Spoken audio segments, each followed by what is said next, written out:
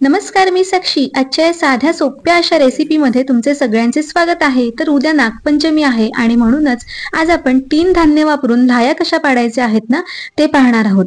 आणि ह्या लाह्या पाडताना एकदम साधी सोपी अशी पद्धत मी तुमच्यासोबत शेअर केलेली आहे. त्यासाठीच व्हिडिओ स्किप न करता शेवटपर्यंत पाहत राहा. तर तुम्हाला सगळ्यांना माहित आहे मी रत्नागिरीत राहते, म्हणजेच मी कोकणकर आहे.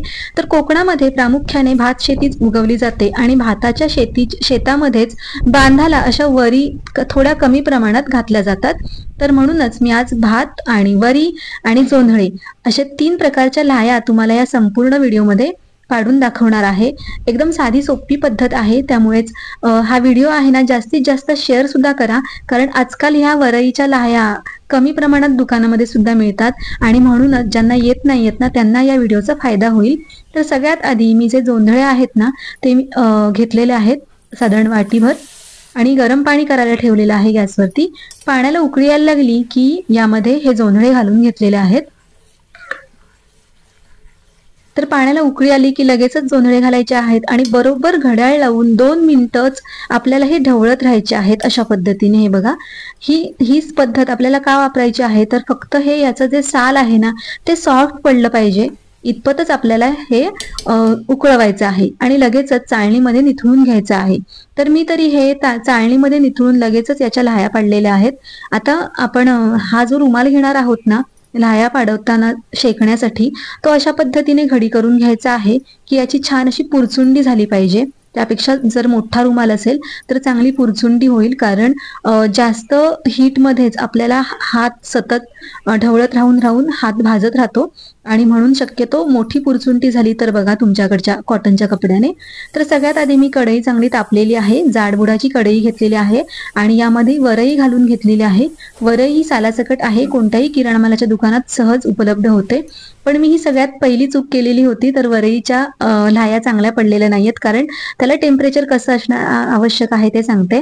तर हे जोंधळे आहेत ना मी ते फक्त निपळवायला ठेवलेले होते आणि गरम पाण्याचे असल्यामुळे ते लगेचच सुकतातही, कोरडेच झालेले आहेत. मी काही जास्त वेळ असे निपळवायला सुद्धा ठेवलेले नव्हते. तर दाखवायला म्हणून खरं तर म्हणेन मी हा एक कॉटनचा कपडा घेतलेला आहे आणि त्यावरती थोडं कोरडं करून घेतलेलं आहे. पण खरं सांगायचं तर हे जोंधळे आहेत ना व्यवस्थित निपळलेलेच होते आणि फक्त जेमतेम 5 ते 10 मिनिटच मी हे चाळणीमध्ये नितळायला ठेवलेले होते आणि अजिबातच वाऱ्यावरती उन्हामध्ये वाळवलेले नाहीयेत. आणि लगेचच आता हे मी याच्या लाह्या पाडून घेते. तर घालताना थोडे थोडे करून घालायचे आहे, म्हणजे अगदीच मूठभर सुद्धा घालायचे नाहीयेत, अगदी अर्धी मूठच सोडायचे आहेत, म्हणजे तळाला राहतील पसरतील इतपतच घालायचे आहेत. आणि सतत या कॉटनच्या पुरचुंडीने हलवायचं आहे, ढवळायचं आहे. गॅसची फ्लेम मात्र आपल्याला मीडियम ठेवायची आहे. आता गॅसचा बर्नर तुमच्याकडचा कसा आहे त्यावरती सुद्धा अवलंबून आहे, छोटा आहे मोठा आहे त्याप्रमाणे तुम्ही थोडं ऍडजस्ट करायचं आहे. आता तुम्ही बघाल की टेम्परेचर व्यवस्थित झालं ना की ह्या लाह्या लगेचच फुटायला सुरुवात होते. आणि सगळ्यात सोप्या जर कोणत्या लाह्या असतील ना तर या जोंधळ्यांच्या लाह्या आहेत बरं का, कारण या जोंधळ्यांच्या लाह्या ना अगदी साध्या सोप्या आहेत, पटकन अशा निघतात. मात्र कठीण ज्या आहेत ना त्या वरईच्या आहेत आणि भाताच्या आहेत, ज्या आमच्याकडे कोकणामध्ये रत्नागिरीमध्ये सतत दरवर्षी काढल्या जातात नागपंचमीला. तर आता तुम्ही हा व्हिडिओ पाहून घ्या. ह्या जोंधळ्याच्या ज्या लाह्या आहेत ना त्या अगदी सहज पटकन निघतायत. तर आता हा व्हिडिओ मी फास्ट केलेला आहे, तुम्ही पाहू शकता. सुरुवातीला थोडं थोडं असं पुरचुंडीने ढवळायचं आहे आणि एकदा का हे जोंधळे जे आहे ते फुटायला सुरुवात झाली की मात्र हात पण आपण हाताने सतत ढवळू नाही शकत, पण जोपर्यंत फुटत नाहीयेत तोपर्यंत ढवळायचे आहेत. तर सगळीकडे उडू नयेत म्हणून मी फक्त हा असा वरती झाकण ठेवलेला आहे, ठेवलेलं नाहीये तर धरलेलं आहे. तर या बघू शकता तुम्ही लाह्या कशा पटापट सुंदर अशा निघतायत. तर मध्ये मध्ये मी थोडं चमच्याने ढवळलेलं सुद्धा आहे, जेणेकरून याच्यातील जे चाड म्हणतो आम्ही, जे फुलत नाहीत ते त्याला, तर ते जास्त निघू नयेत म्हणून. आणि ह्या लाह्या छान अशा फुलून झालेल्या आहेत. आता मी या काढून घेते एका प्लेटमध्ये. शक्यतो पसरट प्लेटमध्ये सगळ्या लाह्या काढून घ्यायच्या आहेत. आणि आता तुम्ही ह्या लाह्या फुटलेल्या आहेत ना तर माझ्या गॅस ओट्याची कंडिशन बघा, एवढ्या फुटत होत्या ना की सगळ्या ओट्याभर आणि ओट्याच्या खाली सुद्धा लादीवरती पसरलेल्या आहेत. तर म्हणून मी थोडं थोडं मध्ये मध्ये झाकणही ठेवत होते, तरी सुद्धा या अशाच उडालेल्या आहेत. आता मात्र मी इथे वरईचा लाह्या काढते.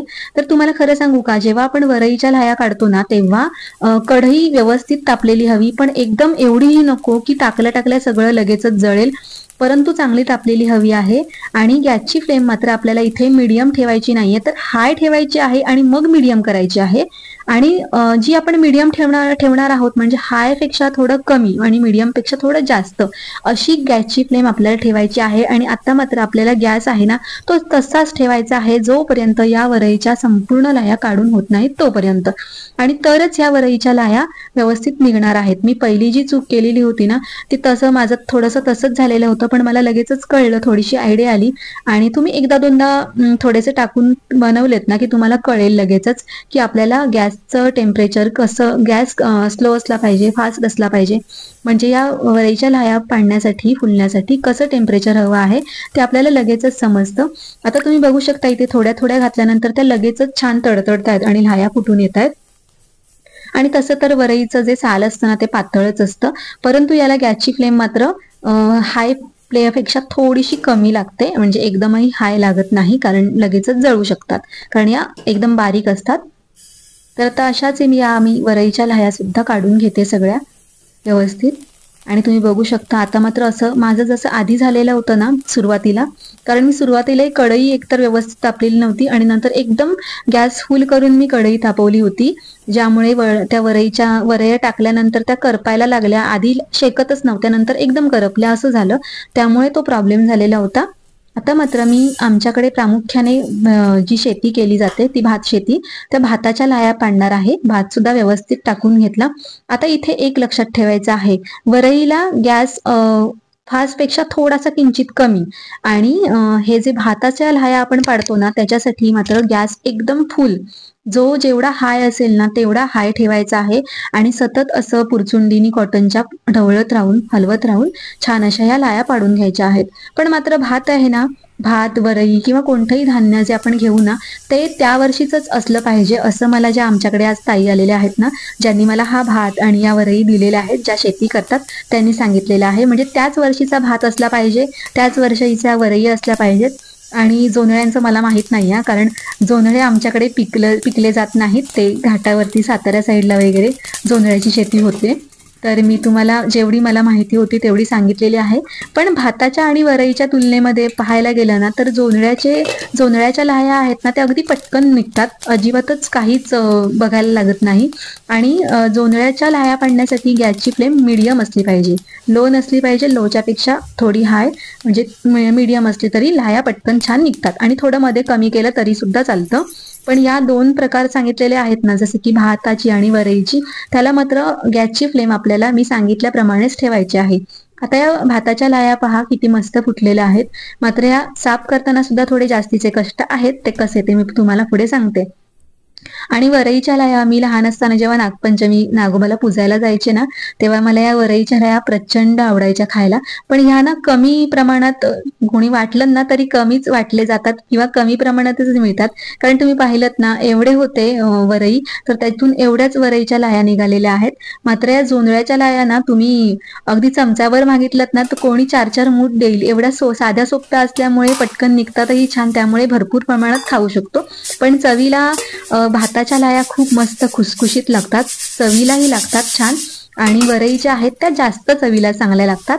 आणि जेव्हा नागोबाला पूजायला जातात ना, तेव्हा आमच्याकडच्या बायका तेव्हा त्या वरईच्या लाह्यांमध्ये थोडी साखर घालतात आणि प्रसाद म्हणून देतात.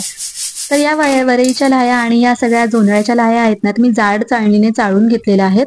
तर तुम्ही चाळून जर निघत नसतील ना आतमधले जे चाड असतील ते, तर त्या अशा पद्धतीने घोळणा मारू शकता आणि बाजूला काढून ते काढू शकता. आता जी बारीक चाळण असते त्याने वरई, जी न फुटलेली वरई आहे ती अलगद काढली पडते आणि आपल्या वरईच्या लाह्या या चाळणीवरती छान चाळून निघतात. त्यामुळे यामध्ये जास्त कष्ट नाहीयेत, फक्त वरई जास्त, सगळीच वरई फुलत नाही, एवढंच काय ते.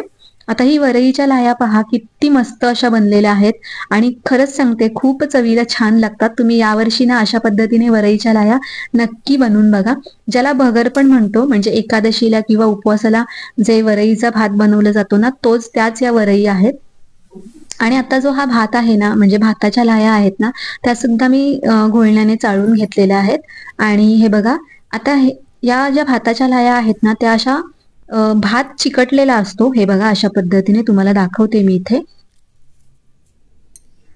तर हा असा जो भात असतो ना चिकटलेला, तो आपल्याला पूर्णपणे वेगळा काढायला लागतो, नाहीतर खाताने घशाशी खवखवतं, अडकलं तर घशाशी दुखू शकतं. म्हणून या भाताच्या लाह्या आहेत ना, त्या मी अशा चाळणीवरती चाळून घेते आणि नंतर पुन्हा वेगवेगळ्या काढून घेतलेल्या आहेत. आणि माझ्याकडे ज्या आज ताई आलेल्या आहेत ना, त्यांनी आम्हाला भाताच्या लाह्या साफ करून दिलेल्या आहेत. तर त्यांनी कशा साफ केलेल्या आहेत ते तुम्हाला मी पुढे दाखवतेच. तर मी सध्या तरी आधी घोळणा मारून घेतला आणि बाजूच्या लाह्या व्यवस्थित काढून घेतल्या आणि भात वेगळा करून घेतला. तर इथे या ताई आहेत ना, त्या अशा सुपामध्ये पाकडून घेतात ह्या लाह्या, जेणेकरून हा जो कोंडा आहे ना त्यातील तो येईल. हा बघा, त्यांनी व्यवस्थित काढलेला आहे.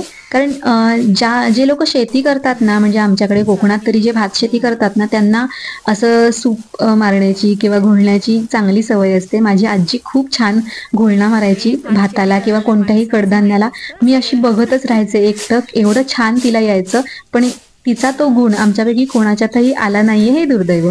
आता हे थोडासा हाताने पूर्वी लोक हे झाले लाह्या काढून की भाताचं आणि हे उरीचं सडायची वायनात आणि तांदूळ काढून त्याचे ते जात्यावर दलून पीठ काढायची आणि त्याचे ते लाडू बनवायचे.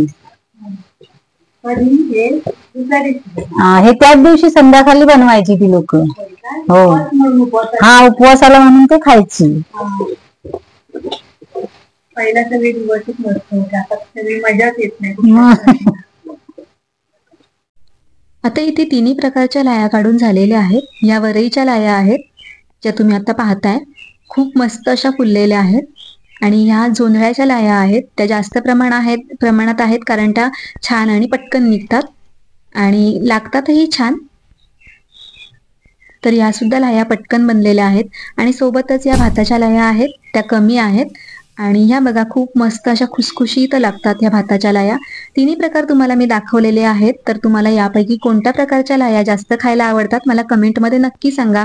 व्हिडिओ आवडला असेल ना तर व्हिडिओला एक लाईक नक्की करा आणि चॅनलला सबस्क्राईब सुद्धा करा. आणि हो, हा व्हिडिओ जास्तीत जास्त शेअर सुद्धा करा बरं काय, म्हणजे उद्या नागपंचमी आहे ना, घरोघरी या लाह्यांचा घमघमाट सुटेल.